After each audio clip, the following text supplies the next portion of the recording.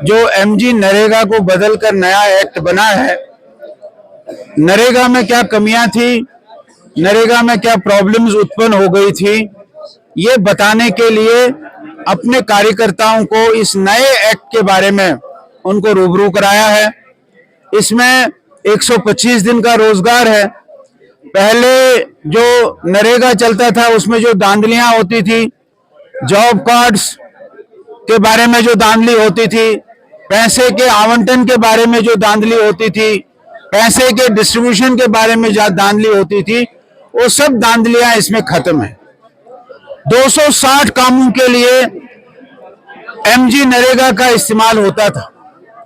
वो ग्राम समिति में बैठकर फैसला नहीं होता था, और कहीं कहीं यह भी देखा गया कि काम मिशनरी से भी कराया जाता था, जो उस एक्ट में नहीं था। इसलिए उस एक्ट को बदलकर और अब केवल 4 प्रमुख कामों पर ये रोजगार गारंटी योजना का इस्तेमाल होगा। पहला, वाटर कंजर्वेशन का जो बहुत बड़ी प्रॉब्लम आगे होने वाली थी। दूसरा, गांव के इंफ्रास्ट्रक्चर के लिए। तीसरा, गांव के रोजगार के लिए। और चौथा, अगर कोई क्लेमिटी आएगी, उस क्लेमिटी से निपटने के लिए भी ये पैसा इस्तेमाल किया जाएगा। ये इसमें 4 चीजें बताई। स्टेक होल्डर्स के साथ तो हमारे निर्मला सीतारमण जी ने भी बात की है, बाकी लोगों ने भी बात की है।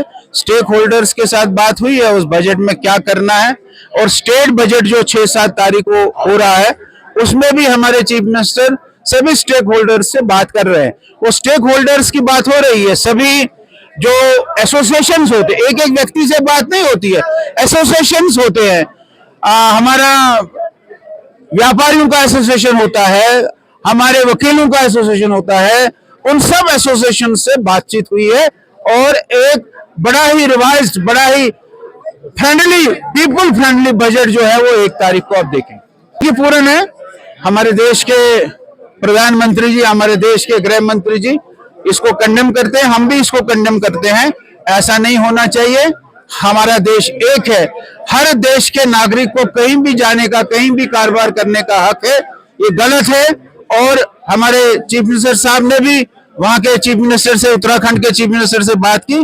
हमने भी अपनी ओर से वहां के पार्टी के लोगों से बात की कि ये वारदात ये नहीं होनी चाहिए, ये गलत है, हम इसको कंडेम करते हैं। कुछ नहीं है, वो किसी एक ने कहा, 2 ने कहा। हमारी अभी जो हमारा नेशनल जनरल सेक्रेटरी है उसका स्टेटमेंट आ गया। उन्होंने कहा कि जम्मू कश्मीर एक है, और मैंने भी कई बार स्टेटमेंट दिए कि जम्मू कश्मीर एक है, ये एक रहेगा, एक ही होगा। इसको हम खंडित बंटने नहीं देंगे, इसके 2 हिस्से नहीं होंगे।